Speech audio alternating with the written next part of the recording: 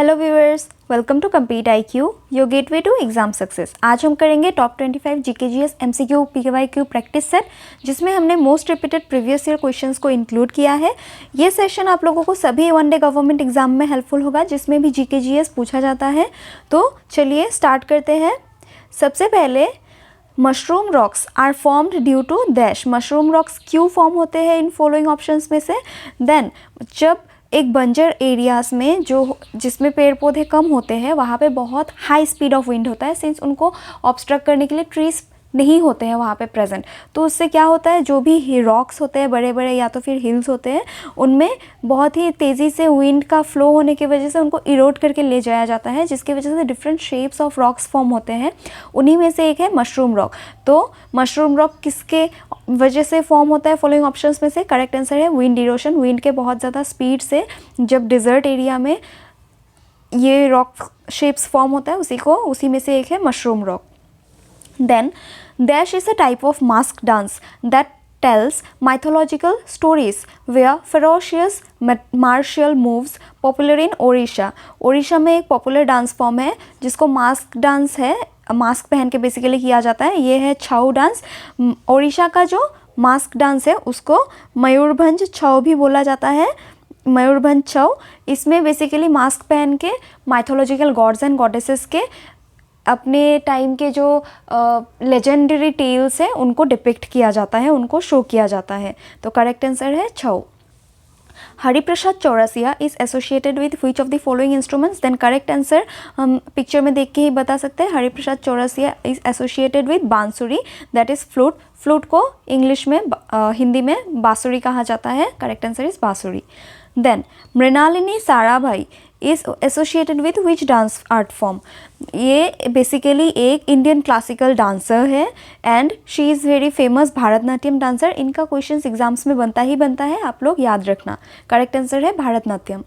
Then, tea cultivation is an example of which type of agricultural system? Following options में से T cultivation जो है वो है प्लांटेशन एग्रीकल्चर, मिक्स्ड एग्रीकल्चर। जब एक ही फार्म में, एक ही फील्ड में ढेर सारे क्रॉप्स उगाए जाते हैं, for example rice, wheat, barley etcetera, तो उसको मिक्स्ड एग्रीकल्चर कहा जाएगा। Mediterranean agriculture basically Mediterranean reason में किया जाता है। एंड शिफ्टिंग एग्रीकल्चर, जिसे झूम cultivation slash and burn cultivation भी कहा जाता है, ये किया जाता है हिली एरियाज़ में।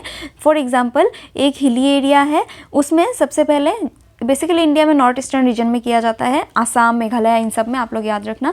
ये जो फॉरेस्ट होते हैं उन सबको पहले काट दिया जाएगा, देन ऐसे स्टेप फॉर्म कर दिया जाएगा इन माउंटेन इटसेल्फ या तो फिर हिल इटसेल्फ। यहाँ पे आपका कल्टीवेशन होगा 3 से 4 साल के लिए, जब तक लैंड फर्टाइल होगा। इसका लैंड फर्टिलिटी जब लूज हो जाएगा, इस जगह को बर्न कर दिया जाएगा एंड दूसरे जगह पे मूव करेंगे, फिर से वैसे ही क्लीन करेंगे। ये प्रोसेस चलता जाता है।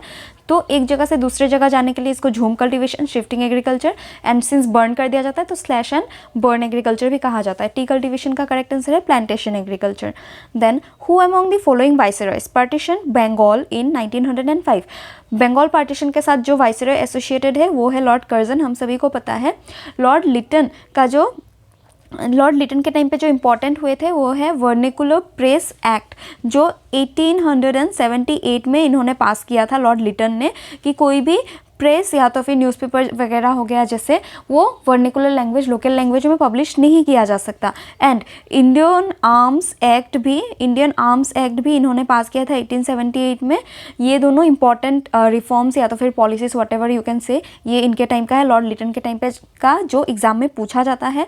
देन, लॉर्ड हर्डिंग के टाइम में वैसा कुछ इंपॉर्टेंट नहीं हुआ, बस एक चीज़ आप लोग याद रखना कि इस टाइम हिंदू महासभा जो है, जो 1915 में फॉर्म हुआ था, वो लॉर्ड हार्डिंग के टाइम पे, सिंस इनका टाइम पीरियड 1910 से लेके 1916 तक था। देन, लॉर्ड इरविन के टाइम पे जो हुआ बेसिकली वो हुआ था फर्स्ट राउंड टेबल कॉन्फ्रेंस हुआ था इन द ईयर 1930, हम सभी को पता है, जो इंग्लैंड में हुआ था, लंदन में। देन, और जो हुआ था वो है पूर्ण स्वराज डिक्लेयर कर दिया गया था। पूर्ण Swaraj, that is complete independence bye Jawaharlal Nehru in Lahore session. कब? देन 26 जनवरी 1930 को पूर्ण स्वराज डे डिक्लेयर कर दिया गया था। ये भी एग्जाम में पूछा जाता है, कहाँ पे, किस सेशन में? लाहौर सेशन में by Pandit Jawaharlal Nehru.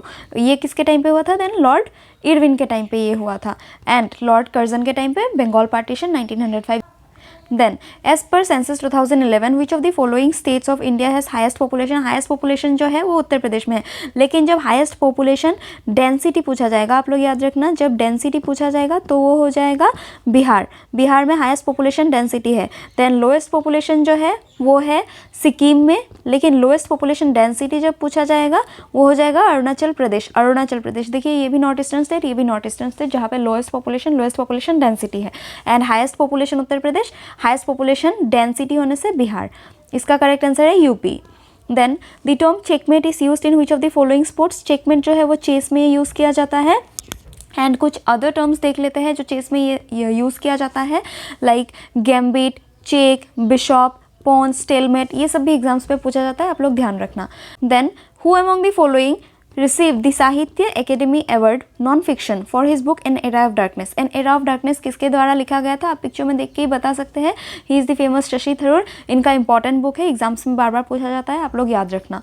Then Shambhu Maharaj was awarded the Padmashri for his contribution to which of the following dancers in India. Shambhu Maharaj जो थे वो बेसिकली इंडियन क्लासिकल डांसर थे, ये कथक डांसर थे, आप लोग याद रखना। On 21st January 2024, 3 states observed their statehood day. Which of the following is not among these 3 states? On 21st Jan 1972 क्या हुआ था, 3 states basically Meghalaya, Tripura and Manipur को इंडिया के साथ फुल फ्लैजेड स्टेट के रूप में जोड़ दिया गया था। तो इन तीनों स्टेट्स का स्टेटहुड डे कब है, देन 21 जनवरी इस साल को, दैट इज 2024 को इनका कितना एनिवर्सरी था स्टेटहुड डे का, देन 52nd। एंड इसमें से जो स्टेटहुड डे नहीं मनाता है ऑन 21 जनवरी वो है नागालैंड। तो करेक्ट आंसर इस क्वेश्चन का हो गया Nagaland.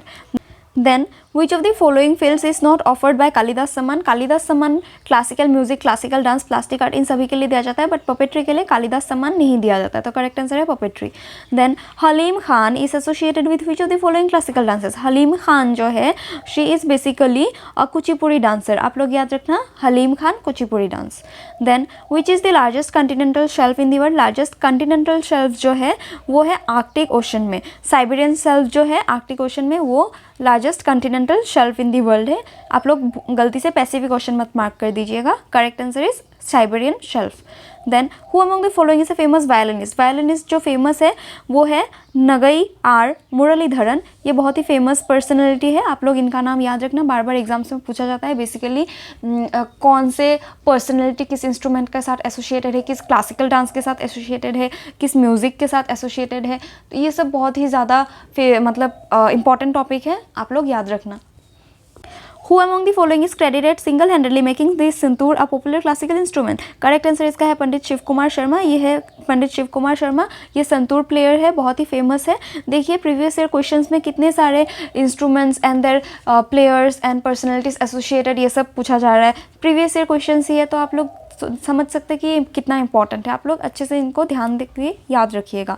Then the state shall not discriminate on grounds of only religion, race, caste, sex, place of birth or any of them. This has been incorporated in, देखिए आर्टिकल 15 जो है हमारा, ये इस क्वेश्चन का करेक्ट आंसर है। उसके अकॉर्डिंग हम किसी को भी religion, race, caste, community, sex, place of birth, इन सब के बेसिस पे डिस्क्रिमिनेट नहीं कर सकते, भेदभाव नहीं कर सकते। ये किस आर्टिकल में है, then correct answer is article number 15। Then what is the dimension of hockey field. Hockey field का डायमेंशन क्या है, देन 91.4 इंटू 55 मीटर। इंपॉर्टेंट है, बहुत बार पूछा जाता है। देखिए यहाँ पे मैंने हॉकी फील्ड के डायमेंशन को मेंशन कर दिया है, जिसमें से सबसे ज़्यादा इंपॉर्टेंट है साइड लाइन पूछा जाता है, देन 91.4 मीटर, एंड जो ये विथ है वो पूछा जाने से 55 मीटर। ये आप लोग याद रखना, बाकी सब जो है ये भी मैं PDF में प्रोवाइड कर दूँगी, आप लोग इंपॉर्टेंट है देख लीजिएगा। Then E.M. Subramaniam was an exponent of the dash a musical instrument. E.M. Subramaniam जो है वो बेसिकली घाटम के एक्सपोनेंट है, आप देख सकते हैं, this is ghatam and this is mister E.M. Subramaniam. इनका भी नेम इंपॉर्टेंट बनता है, आप लोग याद रखना। ये बहुत फेमस पर्सनैलिटीज़ होते हैं, तभी इनका एग्जाम्स में पूछा जाता है। वैसे तो बहुत सारे प्लेयर्स होते हैं ना इंस्ट्रूमेंट्स के, लेकिन सभी का नाम तो पूछा नहीं जाता, जो इंपॉर्टेंट है उन्हीं का पूछा जाता है। एंड ये आप लोग जो यहाँ पे क्वेश्चन में मैं करा रही हूँ वो सब बहुत ही ज़्यादा इंपॉर्टेंट है, तो आप लोग याद रखना। He is basically associated with Hindustani classical instrument. जो सितार है, ये सितार प्लेयर है, इनका बार बार एग्जाम में क्वेश्चन पूछा जाता है, आप लोग एकदम याद रखना। Then which of the following is a limestone cave in India. Limestone cave जो है वो बेसिकली बोरा केव्स को कहा जाता है। इंपॉर्टेंट पॉइंट बोरा केव्स के बारे में ये है कि ये अनंतगिरी हिल आंध्र प्रदेश में लोकेटेड है एंड ये फॉर्म होता है due to flow of Goshtani river जो लाइमस्टोन डिपॉजिट करता है, उसी के रिजल्ट से बोरा केव्स का फॉर्मेशन हुआ है। तो आप लोग याद रखना। ऐसे भी पूछा जा सकता है कि कौन से रिवर के साइड पे, बेसिन पे ये केव्स लोकेटेड है, देन गोश्तनी रिवर किस स्टेट में है, देन आंध्र प्रदेश। बेसिकली इस तरीके का भी क्वेश्चन बन सकता है जब क्वेश्चन पैटर्न डिफिकल्ट करने का सोचे एग्जामिनर। आज का हमारा सेशन यही तक था। होप आप लोगों को वीडियो पसंद आया होगा। कोई भी इंप्रूवमेंट चाहिए देन प्लीज़ कमेंट बॉक्स में मेंशन कीजिएगा and I will try my best कि आगे जो भी और वीडियोस आए और ज़्यादा प्रोडक्टिव हो। And thank you.